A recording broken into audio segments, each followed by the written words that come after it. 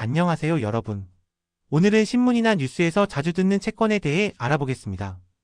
채권은 우리 경제에서 매우 중요한 역할을 하는 금융상품인데요. 처음 들으면 어렵게 느껴질 수 있지만 천천히 함께 배워보면 누구나 이해할 수 있답니다. 채권의 정확한 정의부터 살펴볼까요? KDI 경제교육센터에 따르면 채권이란 정부나 지방자치체, 공공기관, 금융기관, 기업 등이 필요한 자금을 불특정 다수 투자자로부터 빌리기 위해 발행하는 채무증서입니다. 쉽게 말하면 돈을 빌렸다는 증명서예요. 채권을 더 쉽게 이해하기 위해 비유를 들어볼게요. 여러분이 친구에게 돈을 빌려주면서 차용증을 받는 것과 비슷합니다. 하지만 일반 차용증과 다른 점이 있어요. 채권은 제3자에게 팔 수 있다는 점입니다. 마치 거래 가능한 빚 증명서인 셈이죠. 채권의 핵심 특징 3가지를 알아볼까요? 첫째, 단위 가격이 정해져 있습니다. 둘째, 상환 만기가 있어요. 셋째, 금리가 미리 정해집니다. 예를 들어 액면가 1만원, 만기 5년, 금리 3%처럼 명확하게 조건이 정해져 있는 것이죠. 채권을 사면 무엇을 받을 수 있을까요? 채권 보유자는 2가지를 받습니다. 첫째, 정기적으로 이자를 받아요. 이것을 쿠폰이라고 부릅니다. 둘째, 만기가 되면 원금을 돌려받습니다. 은행 정기예금과 비슷하지만 중간에 거래할 수 있다는 점이 다릅니다. 채권이 어떻게 작동하는지 구체적으로 살펴볼게요. 정부가 100억 원이 필요하다고 가정해봅시다. 정부는 액면가 1만원짜리 채권 100만 장을 발행합니다. 투자자들이 이 채권을 사면 정부는 필요한 자금을 조달하게 되는 것이죠. 채권의 이자는 어떻게 지급될까요? 만약 연 3% 금리의 채권이라면 1만원짜리 채권 보유자는 매년 300원씩 이자를 받습니다. 보통 1년에 2번, 6개월마다 150원씩 나누어 받는 경우가 많아요.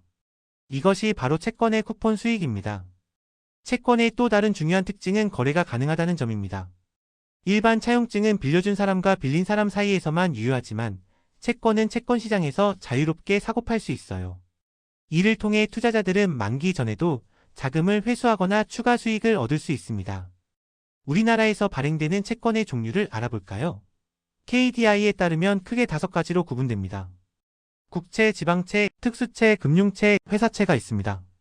실생활에서 가장 흔히 접하는 채권을 소개할게요. 바로 국민주택채권입니다. 부동산을 사서 등기할 때나 각종 인허가를 받을 때 의무적으로 사야 하는 채권이에요. 정부가 주택건설 재원을 마련하기 위해 발행하는 것으로 많은 분들이 모르는 사이에 이미 채권 투자자가 되어 있습니다. 국고채도 중요한 채권입니다. 정부가 재정자금을 마련하기 위해 발행하는 채권으로 국고채권의 줄임말이에요. 뉴스에서 국고채 3년물 금리 같은 표현을 들어보셨을 텐데 이것이 바로 만기 3년짜리 국고채의 이자율을 말하는 것입니다. 이제 조금 더 깊이 들어가 볼까요? 채권과 주식의 차이점을 알아봅시다. 주식 보유자는 회사의 주주로서 소유권이 있지만 채권 보유자는 단지 채권자일 뿐입니다. 또한 채권은 만기가 있지만 주식은 거의 영구적으로 존재합니다. 채권 투자로 얻는 수익은 2가지입니다. 첫째는 정기적으로 받는 이자 수익, 즉 쿠폰입니다. 둘째는 채권을 사고 팔 때 발생하는 자본손익이에요. 예를 들어 1만원에 산 채권을 1만 500원에 팔면 500원의 자본이득이 발생하는 것이죠. 채권의 가장 중요한 원리를 알려드릴게요. 바로 금리와 채권 가격은 반대로 움직인다는 점입니다. 시장금리가 오르면 채권 가격은 내려가고 시장금리가 내리면 채권 가격은 올라갑니다. 왜 그럴까요?